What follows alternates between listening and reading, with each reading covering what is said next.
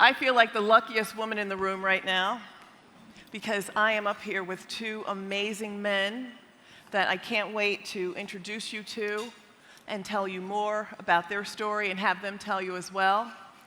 Just to frame up this conversation, thank you, Koch Industries and Georgia Pacific, and thank you, Butch and the Black Enterprise team for recognizing how important it is that we talk about not only the impact of incarceration, but the role of trauma, the role of yourselves as Black men who were fathered by Black men, who may be fathers yourself, who have an impact on your families, and how important it is that we talk about our own pain and trauma. Because our Black youth today have the highest rate of emotional abuse. We know that there's a correlation between individuals who are incarcerated and sexual abuse and physical abuse. And we know in our institutions and schools and programs that we send our kids to, there are things happening to our children that they don't talk about. And we also know what's happening in our own homes. And to break this cycle of abuse and trauma, we have to be able to talk about it, and especially Black men. So I applaud each of you for being here, and certainly Black Enterprise. We know the impact of incarceration in terms of from racial profiling. In 2012, $81 billion was spent on incarcerating individuals, whereas it's 3 times more than we spend on education from pre-K to the end of high school. So this country, the United States of America, is addicted to incarceration. Yep. We make up 5% of the world's population and incarcerate at the highest rate of 26%. Yep. Since 1985, incarceration has increased 500%, and crimes have not gone up. Right. So the role of these men, Marcus Bullock and David Banks, is extremely important. You can read about them in your app, but I will say that Marcus, as you know, is someone who is criminal justice involved. He will talk about how he overcame his incarceration to thrive, which is what we're talking about, and we'll talk about the trauma that he had. And one of the things that he said to me was, being in a room like this, whenever he has to push against making a pitch or a promotion and feels tight or feels constrained, he can think about how he slept on a cell and what that was like. And David Banks is a man who went to Alfred's alma mater at Rutgers, is a lawyer, and started the first public school in the nation for boys, correct? For young men. Right. Black boys. Right. Black boys. And so honored to have both of them, and you can read more about them. So let's jump in. I'm going to start with you, David. As an educator and a leader, tell me about what you've seen in terms of trauma in the young men that you see every day. Well, thank you, Janet, and good afternoon, everybody. I was a public school teacher to start my career, and it's, interestingly enough, I did not go to school to become a teacher. I just kind of fell into that space, and I was working at an elementary school in Brooklyn, and absolutely amazed at what I saw. Young people, but particularly young men, who was exhibiting a level of behavior that demonstrated the trauma that they were experiencing and not knowing how to unpack and how to deal with. But yet they had all the promise and the potential and the brilliance of anybody else, but without the ability to unpack that trauma, you were going to see a lot of the negativity. But they were also just screaming out for help. They were screaming out for mentors. They were screaming out for people who would fully understand them and not judge them, but give them the help and the support that they needed. And he subsequently found out about, particularly again for the boys, when I focus on these young men, how many of them were growing up without fathers at home. And that was real. You know, the young ladies, at the very least, they still had Miss Jackson, their 4th grade teacher, and Miss Williams, their 8th grade teacher, and mom and grandma and auntie.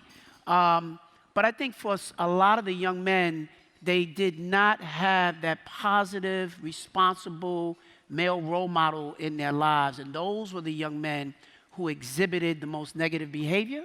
But they were the ones that, if you were able to provide the help and the support, being able to talk to them, being able to help them unpack some of that pain, the promise and the potential that they had was boundless.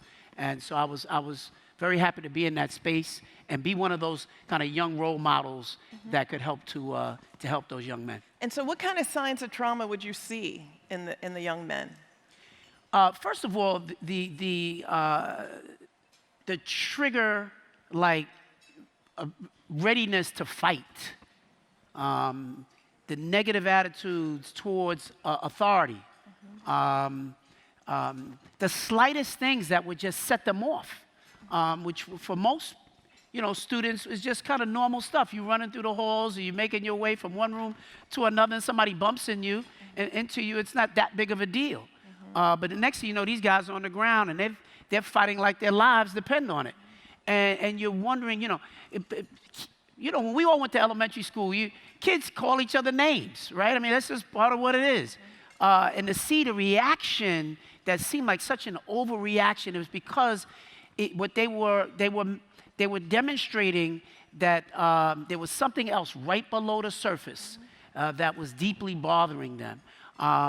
Not being able to, execute and do their work in a way that that they should and they could, and they had the ability to do.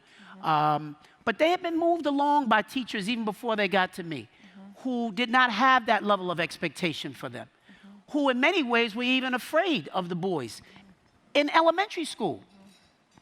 You find out even nationally, the statistics that show that boys of color are suspended more from kindergarten than anybody else in America. Now, what in the world are you doing that you need to be suspended from kindergarten? Yeah. Right? But it shows you how the die is cast very early on. And so then they realize, they start to say, well, I'm not going to adopt a scholar identity.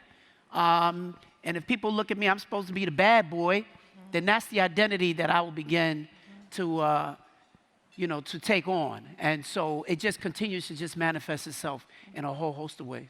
And I think Marcus spoke to it in the video, but what you're touching upon is the fact that, a traumatized brain does react, because our brains are constantly, while you're sitting here eating, our brains are constantly seeing if we're safe or not safe.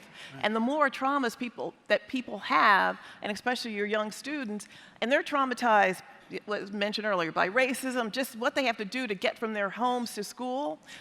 The traumatized brain is saying, am I safe, am I safe? So a bump, which would be like, okay, I'm sorry, to some of us, is like, I got to fight and take care of myself. Yeah. And that's trauma is something that happens to you externally, but it lives in your brain and lives in our body, which is why we need to express it, and which is why we need forums like this, so that men especially can talk about the pain that they felt. That's right. Marcus, talk about your trauma. Marcus has an amazing TED Talk that I would urge you all to see. But talk about your trauma that you talked about in your TED Talk. Yeah, thank you again. And I'm grateful to be able to be here to share with all of you this way. So thank you guys for inviting me, Coke and Black Enterprise. I'm very, very grateful. I like to open whenever I get this opportunity to share my gratefulness, because if I'm very honest and transparent, for many years I never thought that I would be the one sitting here in this chair and sharing my voice this way. So I'm grateful to be able to be here. So thank you all, and thank you all for joining us here. Thank you.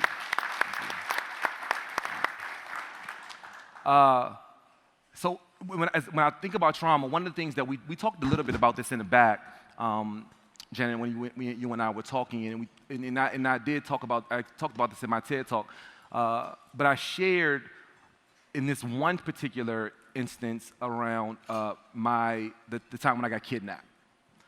So you guys, if you watch my TEDx that was released a couple of years ago, I tell the story of what happened when I got kidnapped. But essentially, I was about 12 years old, and some gentlemen in my neighborhood, right outside of Washington, D.C., they approached me in a car, and they asked me if I knew where someone in the neighborhood lived. I turned around while I was walking. I turned around and I looked back behind me at the building numbers. When I turned back around, there was a huge gun the size of my arm in front of me, and they demanded for me to get inside of their car.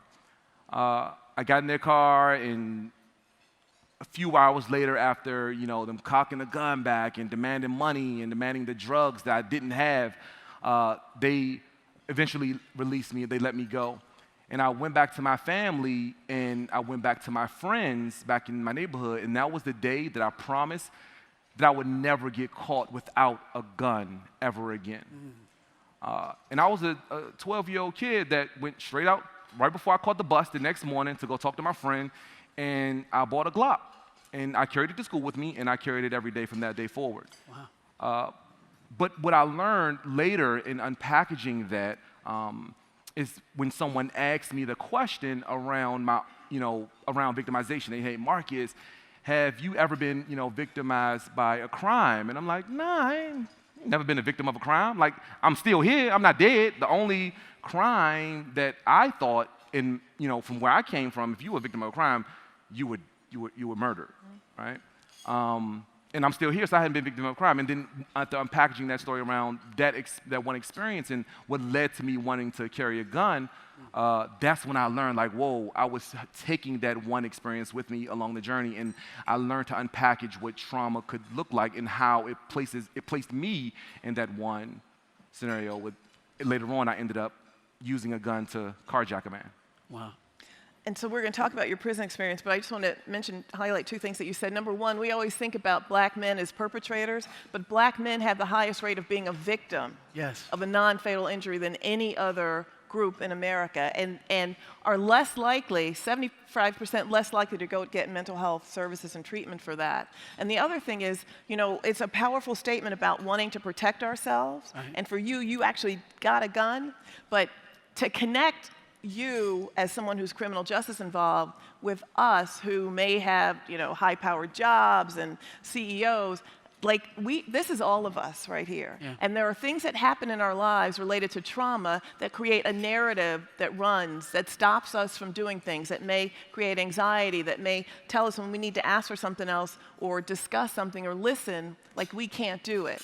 So in your case, you had a gun, but this narrative that we have in our head can create our own walls. So you don't have to be incarcerated to have walls that stop you from doing something to make you not free. Wow. And I hope that as you're listening, you're thinking about your own mindset that stops you from being free or creates walls itself. Yeah. Because it's really powerful. Yeah. Do you want to talk about your time in?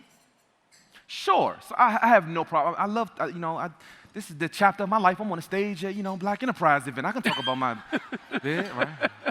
I'm all right now, you know what I mean? I done made it out. Right out, yes. Thank you. Nah, for real, I dreamt about this in a sale, right? Like, I used to get the Black Enterprise magazine, like, flipping through the pages, like, yo, one day. And today. This is that day. Mom. Go ahead, bro. Thank you. Thank you guys so much. So I'll back up a little, and I'll take a couple of minutes to talk about how I led to the incarceration. Only because most people were like, oh, why were you in prison? So I'll let you know how I got there. It was about a few weeks after my 15th birthday. A friend of mine and I, we decided to make one of the worst decisions of our lives, and we carjacked a man at a mall in Northern Virginia. We ended up in the car, driving all the way home, and the next day, I saw on the news that they were reporting that it was a string of carjackings that had happened at Springfield Mall, and that they were going to catch these men that were doing them. My knee-jerk reaction was like, hold up, wait a minute, don't say string of them, don't try to put all of them on me. I only did the one, right? Like, don't judge me. So I called my friend, and I told him, I'm like, hey, look, Dwayne, we are on the news. We have to do something about this car. And so I'm 15, Dwayne's 16. Wow. He comes back and he drives the stolen car that we just carjacked the night before back to my house to come and pick me up. And then our brilliant brains, we find the wallet of the gentleman who we stole his car, and we say, you know what? We're going to go take his credit cards and go shopping with his credit cards. I felt judgment in then some of those sides there.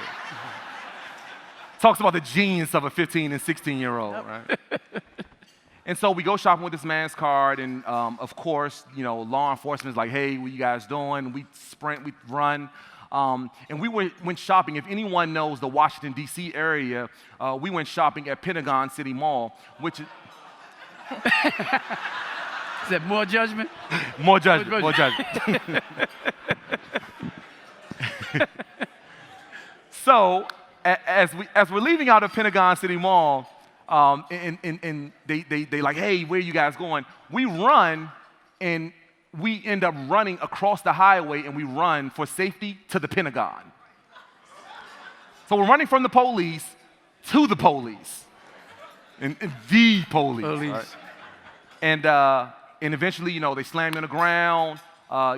Sir, what's your name? How old are you? I'm 15. They're like, no, you're not. There's no way. You're an adult. I'm like, no, I'm not. I just want to call my mom. And they end up taking us to the holding cell. Fast forward to a couple of months later, my judge sentenced me. They certified me as an adult. I was sent to Fairfax County Jail as a 15-year-old, and my judge sentenced me to 23 years to life for that crime. Now, this was during the era of the conversations around children being called predators in the community. And so my judge went on, he told me straight up, like, dude, I'm going to make an example out of you, you and your co-defendant, and I'm going to give you this 23-year sentence. I'm going to do you the favor and suspend 15 of those years. So you're going to have to serve 8 years. That was his favor. You got to serve 8 years, but you're going to have to serve them all in adult maximum security prisons. And that was the beginning of what ended up happening, being like one of the most tragic moments in my family's life. Now, while we hear conversations around incarceration and young men going to prison, for my family, this was like very, very, very, very tragic. During that time when I was going through it, interestingly enough, the first couple of years during the incarceration, I was in denial. I didn't even believe that I was going to be there for the 8 years. Every day I would call my mom, and I'm like, hey, Mom, when are you coming to pick me up? Like, because, I got a game. I played for Suitland High School. You guys saw the picture. I played for Suitland High School. I wanted to go to the state championships. I was a starting shooting guard. Like, we're going to go do big things. And every day I prayed that someone would say that this was a huge mistake for us doing this, or that we just wanted to just show you a hard lesson. And one day, I was about 16 years old, and I was walking around. I'm in for about 2 years now. So now I'm in prison for 2 years. I'm like a vet, right? Like, I'm 16 years old. I've been in prison for, going to 2 years. I know everything about prison life and culture. I know how to navigate. I'm the man, right? And I asked this guy who was there, my friend Danny, and I asked Danny B, I said, hey, Danny, how long have you been here? And Danny had told me he had served 31 years at the time. Immediately, my heart dropped. It sank to my toes, palms got sweaty, and it hit me like a ton of bricks, because that's when I knew that I was going to have to serve all 8 of my prison sentence years. And that turned something for me. While I was more optimistic and hopeful and knowing that my mom was going to come rescue me from this horrible part of my life, this chapter of my life, I knew that, oh my gosh, this is going to be, not just 15 to 16, but like 17, 18, 19, 20, 21, 22, 23, and I'm going to spend all of them at adult maximum security prisons. And so I got angry, became depressed, and I was like the worst person on the rec yard. I was the youngest person in the prisons that I was in, but I was like the one that wanted to become the monster that you would read about. And I wanted to do that because I honestly thought that I was going to die in prison.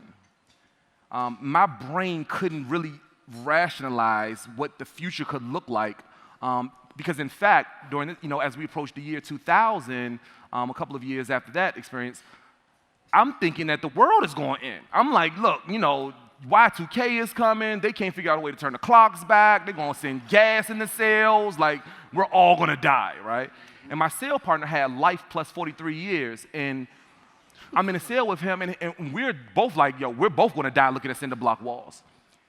And my mom, she came into the prison visiting room one day, and she was frustrated with me going back and forth to solitary confinement and her coming to visit me, driving 4 hours one way to come and visit me and being told, you can't visit your son because he's in solitary confinement. Or hearing the phone calls of the people fighting in the background, and I'm like, Mom, don't worry about that, let's just keep talking. And eventually I told my mom, look, I don't want to subject you to this any longer, just don't come visit me anymore. Don't write me, don't visit me, I'm not gonna call you, I'm going to die in prison. And so my mom, it's a mother, right? You can't stop a mother's love. So she makes it a point to drive to visit me that same weekend. And she's like, boy, you done lost your mind. You think I'm going to let you go to a prison cell. And she made a promise to me in that prison visiting room. And she told me that she would write me a letter or send me a photo every day from that day forward for the remaining 6 years of my sentence. And initially, I'm like, here comes this lady prancing into a prison visiting room like I'm in summer camp talking about she about to send me a bunch of pictures. And I'm like, Mom, I don't see the value in this, but little would I know that it would be my mom's photos and letters that would save my life. Thank you.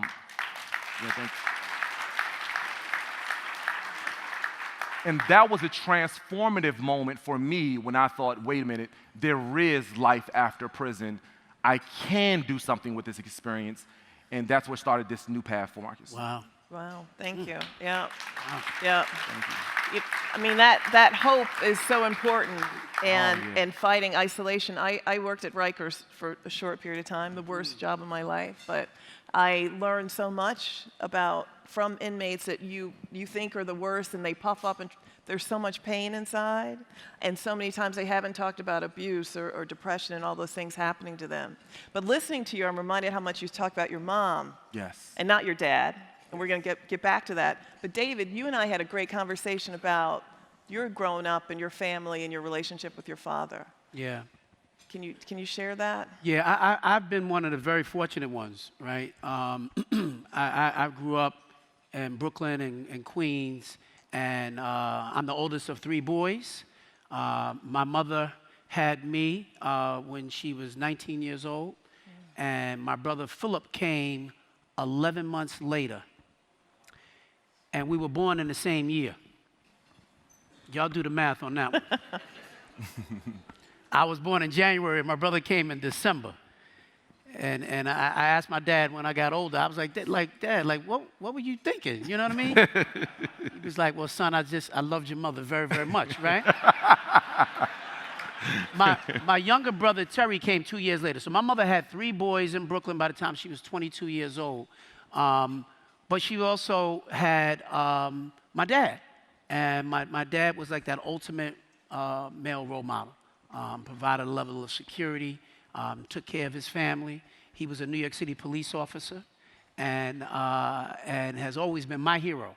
And so it's interesting, even as I listen to you, Marcus, right? I had a situation, I was 11 years old, and somebody robbed me after school, put a knife to my neck.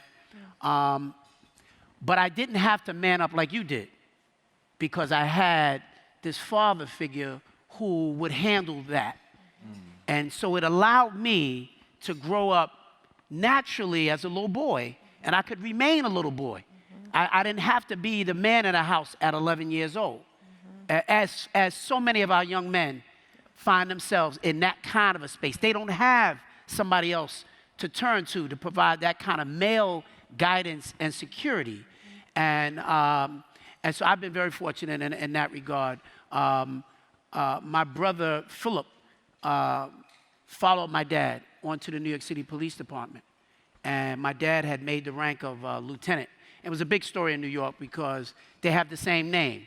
And my father was a junior, my brother was the third.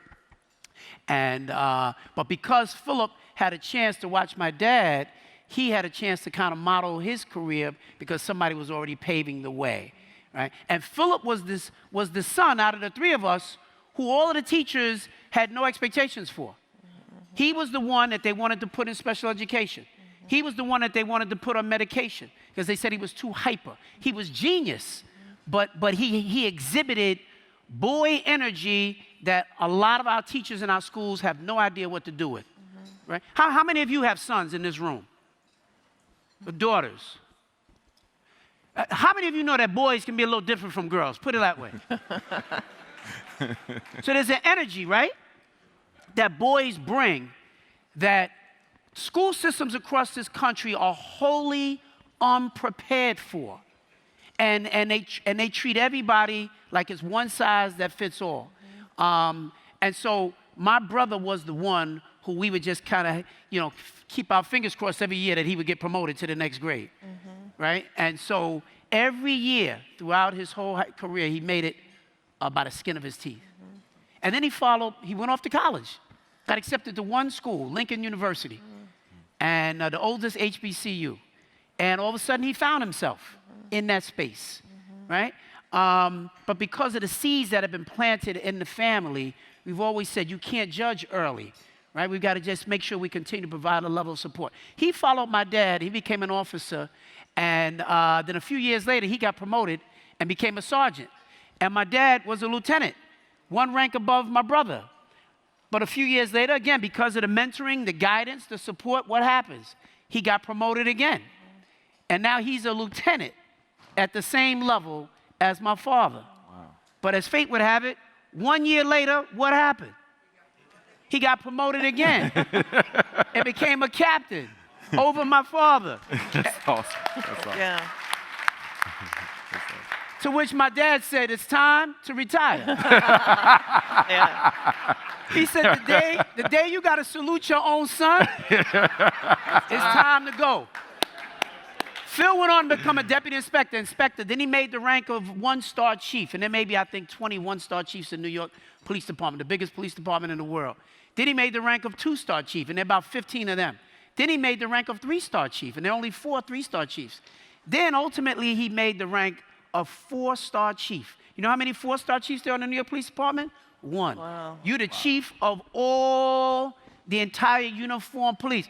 My brother, the guy who the teachers thought wasn't going to amount to anything, needed to be in special ed, needed to be on medication, was now responsible for the safety of everybody in New York City. Yeah.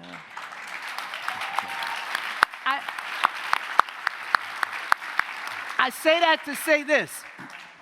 He had the benefit of a family, that nuclear family that gave him everything that he needed so that the light perhaps didn't shine so brightly early on. But we're not God, right? Our job as parents and community is to continue to pour in. Yeah. And then ultimately let God do what he's going to do. Yeah. And so that's the space that we've been in.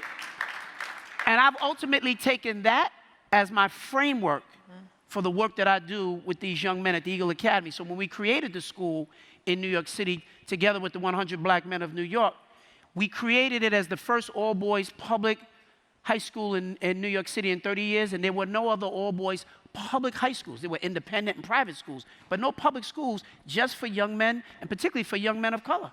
And so we created that, and since that time, we have now gone on from having one school in the Bronx to a school in every borough in New York City, one in Newark, New Jersey, and as I sit here today, we're now serving close to 5,000 young brothers all across this area. Yeah, we need to. Thank you, brother.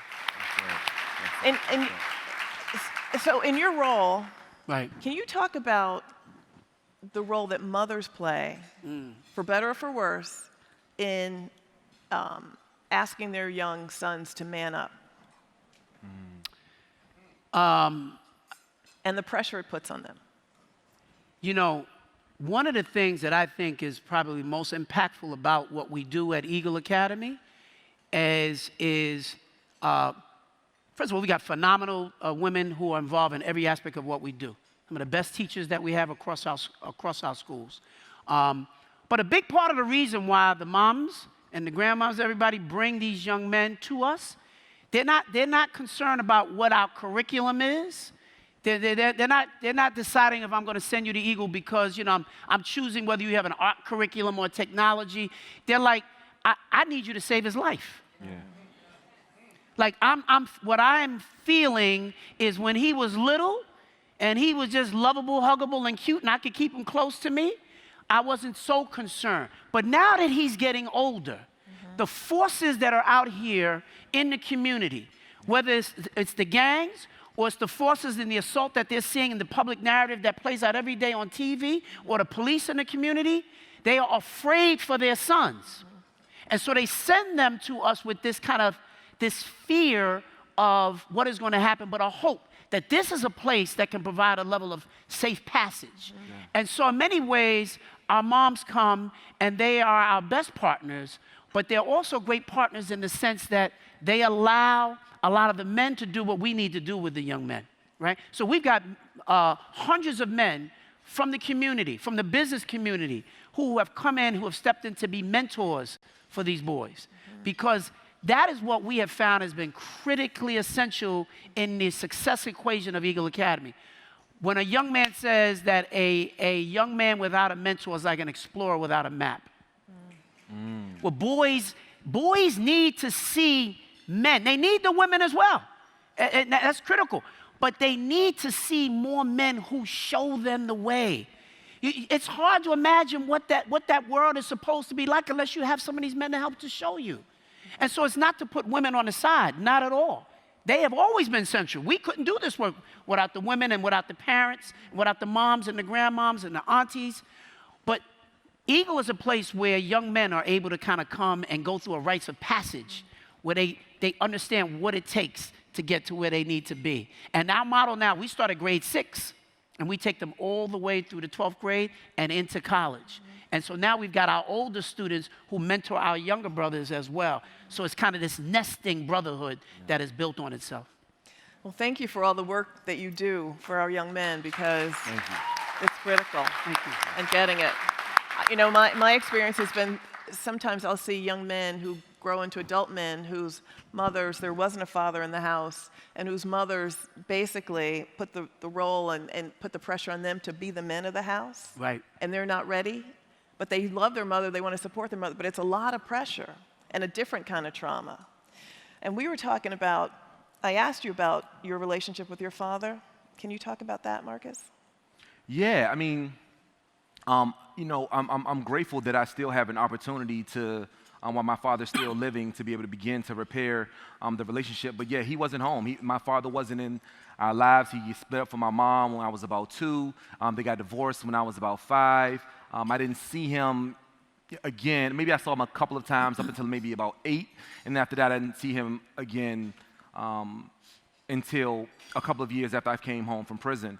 And I remember when my sister, I was sharing with you before, when my sister found my father, and she told him, hey, you know, your only son is in prison, and he wrote me a letter. And I remember the level of disdain that I had for not the decision that he made, but just that he just wasn't present, like he just wasn't there.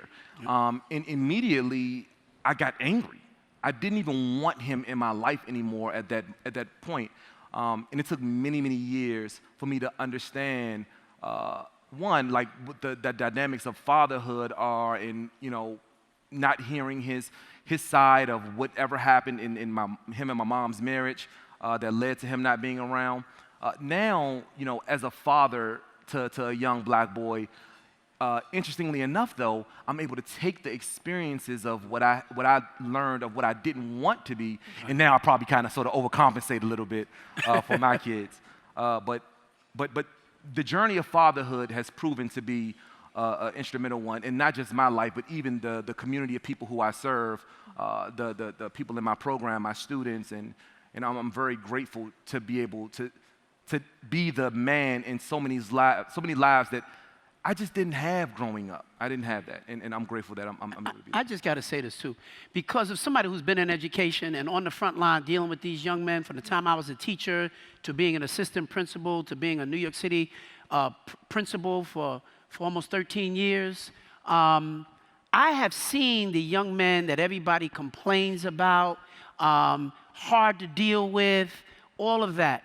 And I will tell you, if there's one factor that has played into that more than anything else, more than poverty, more than issues that are going on in the community, it's the lack of relationship with their dads. I'm telling you. So I know we had workshops talking about debunking the myth, right? Because the narrative does in fact play out as though black men don't care. That is not true, right? And the myth that, you know, none of these young men have anybody involved in their lives from a male perspective, that is not true. That is a myth. But I want to tell you on the real, what we experience in the schools each and every day, and it impacts our girls as well. Right? But our boys, when they do not have that father figure, this hip-hop generation, in so many ways, it's a generation of young men who are trying to create their own definition of manhood in the absence of fathers in their lives. And I've seen it play out so many times. I don't like to dance around it. It's real. And there are a lot of reasons for it. And a lot of men are not involved, not at their own choice. Right? I mean, this over-criminalization of what's been happening with our young men and over-incarceration is real. Well, a lot of our men have been taken completely out of our families and out of the village. But that's the hurt and the pain that black boys feel more than anything else. When the Million Man March was set to happen, I went to a church in Brooklyn, Reverend Johnny Ray Youngblood. I don't know if anybody here, y'all know Reverend Johnny Ray, the cussing preacher.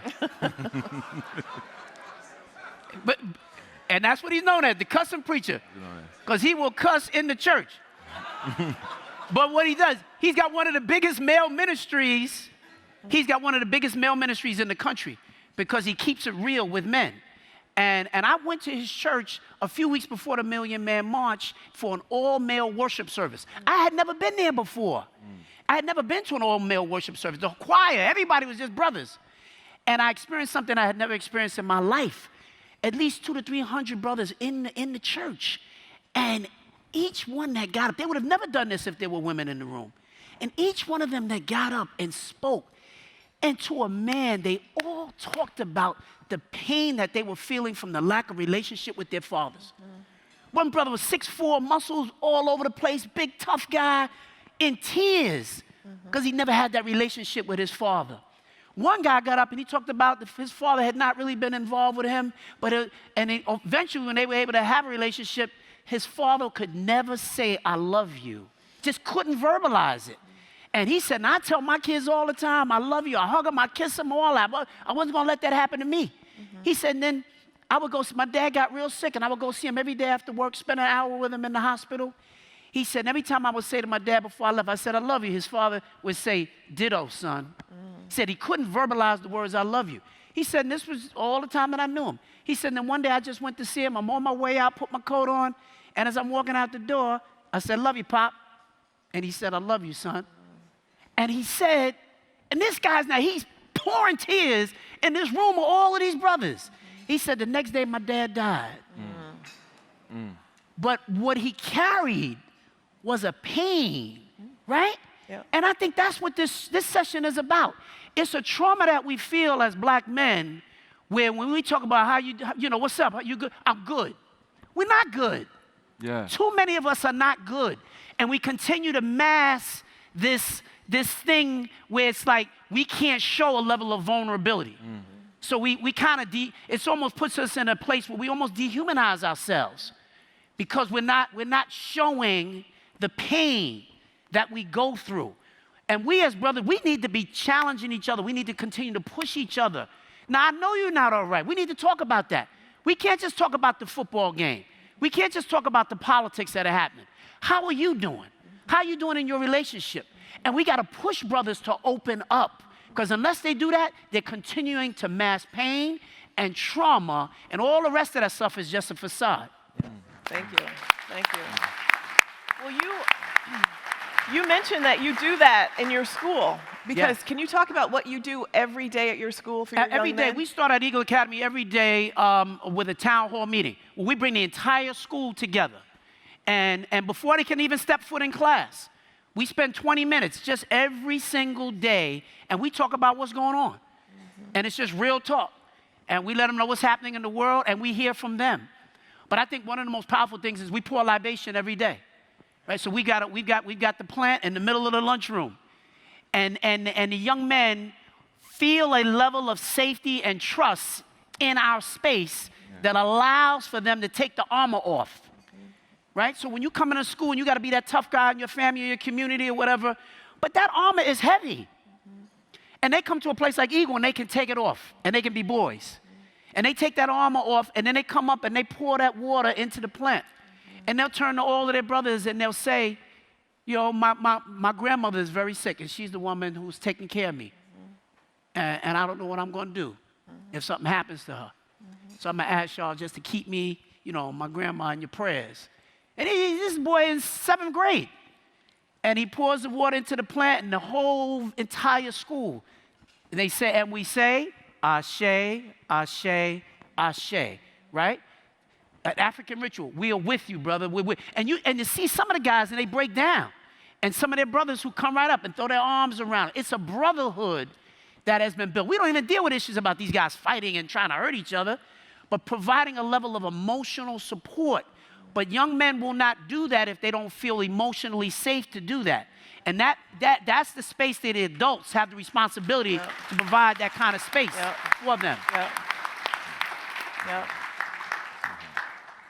And Marcus, you know, I'm sure you feel labeled as an ex-felon. Even your bio said ex-felon. And I know we're trying to do things to change the language. How do you take off or not wear what's been put on you in your day-to-day life? I don't. I wear it. You wear it. I wear it, and I wear it boldly. I walk around every day with a big F on my chest that says felony, and I know that I'm going to be labeled in every room that I go in as an ex-felon, as an ex-prisoner, as an ex-inmate, as I haven't transformed the way that we think about the people that are coming to through these cells yet. I haven't, the definition of how we define people. I mean, people go, you know, they go through life and they label me, and then the other 600,000 people that are coming home every day from these cells in ways that it sometimes is kind of hurtful. I would love sometimes for, you know, that headline to write, you know, CEO that connects 148,000 families versus ex-prisoner builds tech company, right? Like, I mean, it's hurtful sometimes, but these conversations around justice reform are new, and I'm excited to be one of the ones that are contributing to changing the narrative so that we know that black men can excel. And I don't care if you got a felony on your record. So what? I did 8 years. That's right. And we still here. That's you know, right. So, So can you talk briefly about Flick Shop? Sure. And what's next for you? And also, just a plug, so Marcus will talk about Flick Shop, but for children, if you want to contribute, he has something called Flick Shop Angels, where you can contribute money so that kids have the opportunity, if they don't have money, to write to their parents who are incarcerated. So he's doing just the work of God, thank I'll tell you. But talk about Flick Shop. Thank you for teeing up that way. I am doing the work of God. Someone You are. He is. Nah, real talk. He is. Let's be very clear about this. Like, he is. You are, because when a parent gets incarcerated, it changes their whole family and whole dynamic. And it can be it's a legacy that we have to break now. It's very important. And you're taking steps to do that. Wasn't a joke at all. Scott told me in the back, this is ministry. And I am so grateful. My mom, and I hope I can get a video of this somewhere, because my mom, she's a pastor, and she wants me to always remember that this is ministry. But when we first started this thing, one of the reasons why I was able to make it through one of the worst years of my life is because of my mom and the ministry that she provided as a minister in her church that said, you know, we cannot forget about the prisoners. We cannot forget about them. And she used to quote this text to me and all the people in the visiting room, or anyone else who would listen, that we cannot forget the prisoners, and try to get people to write me letters when I was in there. But the way that our technology works, we're famously known as the Instagram for prisons. Take a picture, add some quick text, press send, and for 99 cents, we take that picture and text and we print it on a real tangible postcard and ship it directly to any person in any cell, anywhere in the country. And the reason why this was important to me, not just because how my mom did for me when I was in prison, but in prison, like, these predatory phone calls it's just insane. I mean, it would cost me like $17.50 to talk to my mom for 15 minutes. And that happened for years. So my mom had a $700 a month phone bill every month. And she had to choose between, am I going to eat dinner this month or am I going to talk to my baby? And she chose, I want to talk to my baby. And so we wanted to be able to fix this in environments because the majority of the people that are in these cells come from communities like I did that really couldn't afford to be able to make that kind of sacrifice. And so we wanted to create something that gave me we gave other people what I had every day at 4 o'clock. And so let me paint a picture here. This is what happens every day at 4 o'clock in prison. Every day the shift changes between correctional officers. You probably remember this when you were working at Rikers. Every day the shift changes, and this goes to prisons, jails all around the country. When the shift changes, that's when mail is distributed. And that is the time when someone in that cell knows whether or not anyone on the other side of that world, or the other side of that fence, cares about them. And if your name is not called for mail, it confirms what you know, which is that no one cares about people in prison. And every day, my name would get called because my mother would write me these letters, and the people in the cells around me would even begin living vicariously through those letters and photos, giving them a window to the world and asking me, hey, Marcus, how did your sister do on her GED? Wow. Hey, Marcus, what's going on with your niece, and how is she going? And it was incredible. Wow. And so we wanted to be able to do it in an affordable way to replicate that. We understand that social connections are what's driving the country right now. You know, prayerfully, some of you guys are following me at Marcus Bullock on any one of your slight plug. We understand that social connections are big and they're helpful to be able to communicate what's happening in our world across the internet. But these people, 2.3 million of them, they just don't have that. They won't be able to see the prom night, graduation pics that we post, or the new puppy that I have. And when you have a man or a woman that's in this cell for 5, 10, 20 years, and they come home, the connection has been pulled away. What is the expectation after you've been in for 10, 15, 20 years and you haven't seen your mother or your son or your child? In fact, one of the 16-year-olds we met before was like, Marcus, this was important for us because I knew that my father was going to come home one day and be able to want to be a father to me. And he was going to tell me to do things that I didn't want to do. And I'm looking at him like, dude, you've been in prison all these years. How are you going to come home and tell me? But now that they have this connection between the two of them, when he comes home, he's able to be a dad.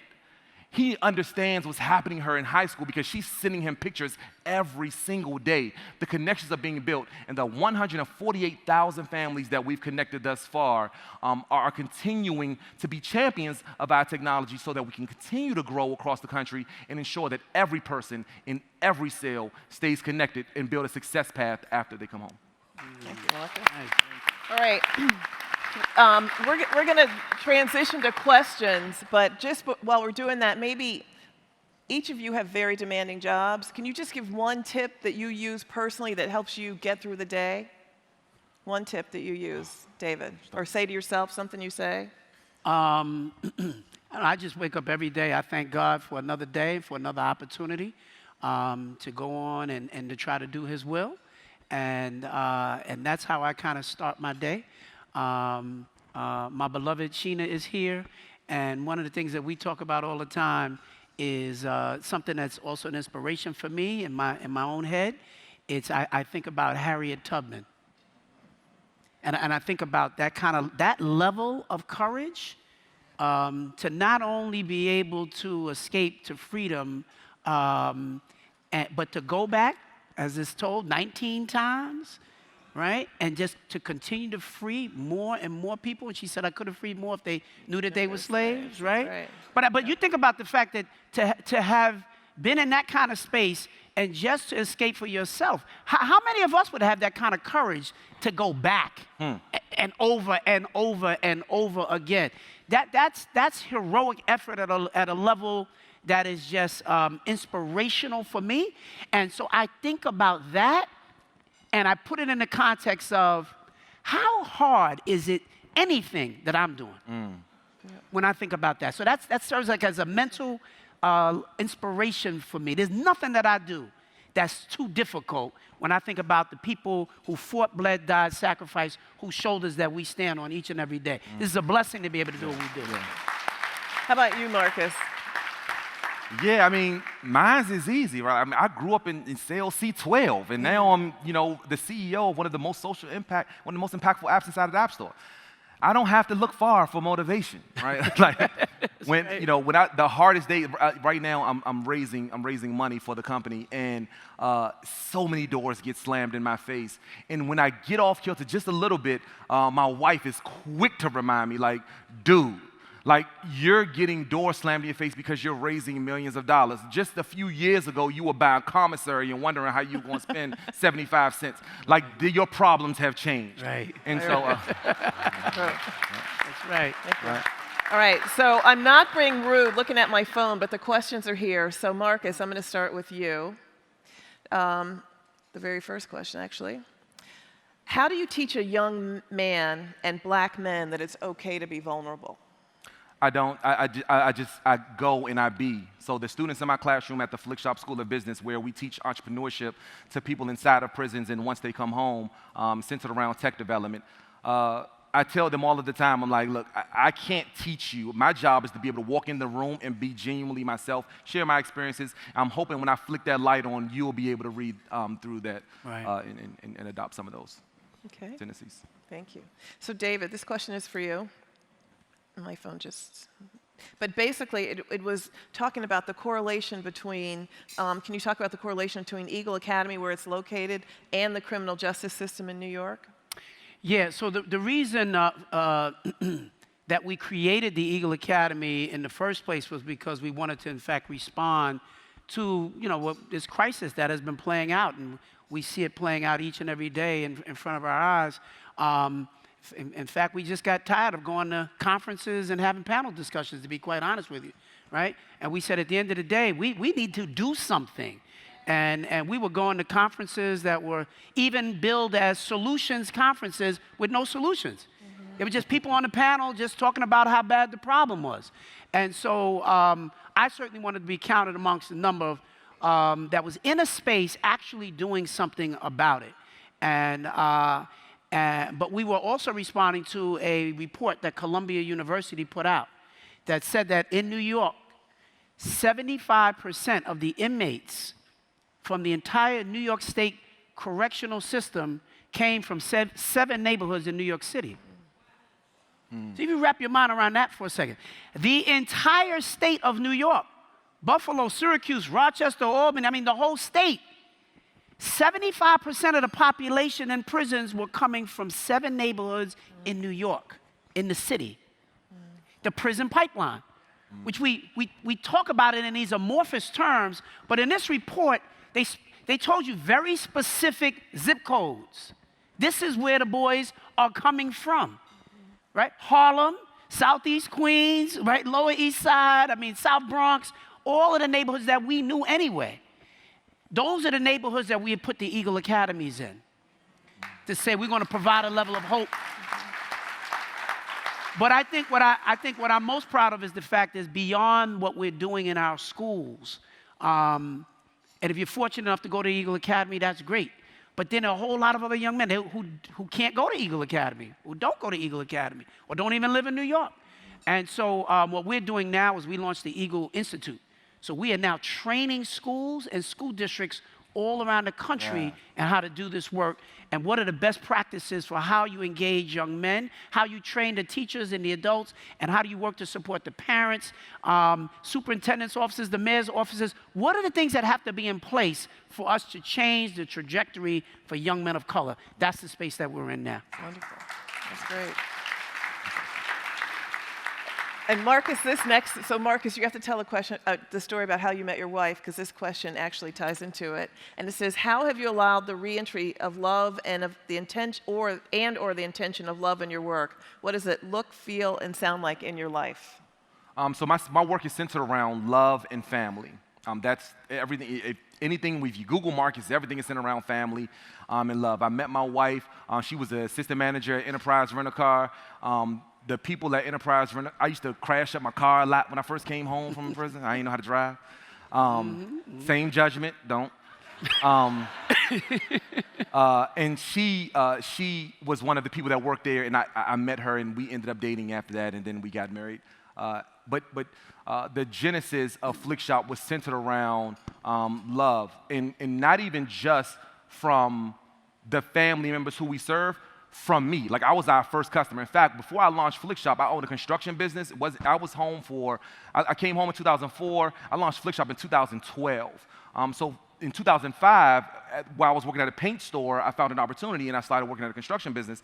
I started a construction business that grew when I was able to leverage the revenue that we took there to be able to launch Flick Shop. But it really came because every day I would promise my friends that I would write them a letter. And I knew the value of mail inside of prison. I was there. And I would forget Monday would turn to Tuesday, Tuesday would turn to 3 weeks from now, 3 weeks would turn to 6 months. And all of a sudden I'm like, man, I'm declining collect calls because I don't want to tell them I ain't write them yet.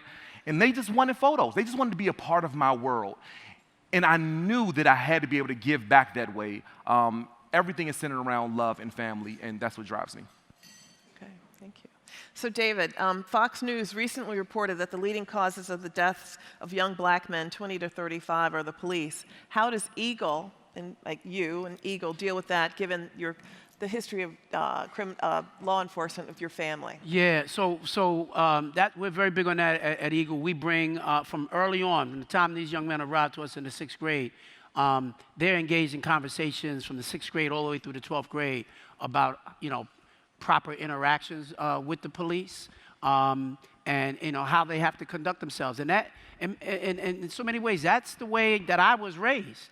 That there are going to be moments in time where you're going to be accused of something that you did not do. There's going to be a negative interaction. But my dad was very big on making sure that you are not to engage the police in the street in a way that could cost you your life, right? So you are to comply, yes sir, no sir, and then from there we will deal with it later, right? But that stuff about on the street, I'm gonna go head to head with a cop with the gun, we're not doing that. So the way that we do that with our young men is we have black police officers who come in on a regular basis, and they talk to our young men about how we are supposed to do this. It's not always fair, right? I mean, nobody wants to be accused of something that you did not do. Nobody wants to be disrespected, absolutely. And that's the thing that gets young men riled up more than anything else, is to be disrespected. But we want to make sure that they know how to deal with that and not have to deal with it in a way where now your parents got to deal with it because you're not here anymore, right? And so we do simulations with them about what happens when the police show up at your house and it's 1 o'clock in the morning, or you're out with your friends in the car and now the lights go on behind you, right? How are you supposed to, what do you do? If they stop you on the street, it's just you, or it's you and your friends. What do you say? What can you ask for? What don't you know? We walk through all kinds of simulations to help them understand how to do that. Because, we could talk about the fact that, they need to they're citizens just like everybody else. They need to be respected that way. And that is true. I'm just talking about what happens on the streets in a real sense. And I don't want these guys to be in an accident of any sort on the street. I want them to be able to, learn how to fight, and not necessarily fighting on that street with a cop head to head. That's true. So Marcus, can you talk about, you alluded about therapy, and some of the questions are about the importance of therapy. Can you speak about that? Yeah, I mean, like some of us, or probably most of us, we grew up with, a stigma that's attached to therapy, and especially for people, people of color. I mean, it was, the thought of saying out loud, I'm going to go see my therapist, signaled that something was, extremely wrong with you, right? Like, are you crazy? You have to be crazy in order to be able to go see a therapist. And, interestingly enough, I have a very funny story about what changed that for me. And I think a lot of this is centered around exposure. And we talked a lot extensively about exposure and the value of just exposing people, especially our young men and women, to what life can look like outside of the communities that they live in. Because I was one of those kids that didn't go 3 or 5 to 10 minutes outside of my neighborhood until I was 25 years old, right? But it was the show. So I don't know if any of you guys watch a show called Billions on Showtime. So watching Billions and Axe, when I saw, I don't remember the character's name that Axe hired, the therapist that Axe hired inside of that show. But what's her name? Wendy, yes. When I witnessed Wendy's character and I saw how the power that Wendy had every time that one of the brokers or Axe when they had an issue and they would come in and talk to her, it seemed normal for me. And when I saw that, I'm like, wait a minute. Like, oh, so people don't go in and you don't have to say, I'm crazy, and they don't pop pills in your mouth and jam pills down your throat and tell you got to go. Oh, this is a release. This is an opportunity to be able to be in a non-judgmental environment. This is a place that allows me to be able to mentally capture all of the craziness that's going on in my head and kind of sort of regurgitate it out in a safe space. And when I learned that and I went to go see my now therapist for the first time, I'm like, oh, this is the bee's knees. Why ain't nobody come and tell me this a long time ago? Right. And interestingly enough, I had a conversation just a couple of days ago with someone here, and they were talking about the experience of their child going to therapy and how even after their child going to therapy, they're now transforming the way that their friends are seeing them as going to therapists because they're bold enough to be able to say, oh, yeah, I don't care, yeah, I go to therapy. And so the friends are now joking with them and saying, man, I don't got all the answers when they fight. I don't got all the answers. You go to your therapist. Right. And seeing and hearing these kinds of conversations, it allows me to normalize and strip away the stigma day to day. So I am one of the ones that I go probably like, look, you need to go. I can shoot you a text and give you my people's number. That's right. Mm-hmm. No, it's so important because as we mentioned, trauma lives in the body and in the mind. Yes. And, one of the things I say is that knowing the difference between keeping something secret versus what's sacred, what we want to keep within us is what makes us better. That's sacred. Things that have happened to us, traumatic experiences, things we're going through, we need to blur it out and talk about, send it to the universe because we don't want to hold on to that. That's right. So thank you for helping us lose the stigma about therapy. Yeah. David, this question's for you. As a man that didn't grow up with an active father, what kind of advice can you give to a young man struggling with confidence to pursue his dreams? As a man who grew up with... Did not, like what advice would you give to a young man who did not grow up with their father to address struggling with confidence about achieving their dreams? Yeah. I think we've got to continue to do what we can to find those mentors in their lives. I think mentoring is a very, very powerful experience. And so the adults have to continue to help young men find those models who can help them. And there are models all around. In my church, we always say there are blessings all around us. Right? There are people around who can be helpful, but you have to seek them out.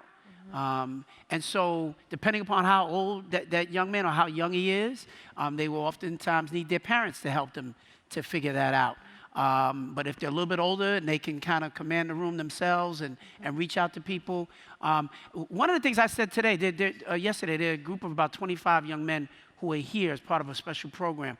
And they asked me to say a few words to the young men. And I told them that some of the most successful people you'll ever meet are here.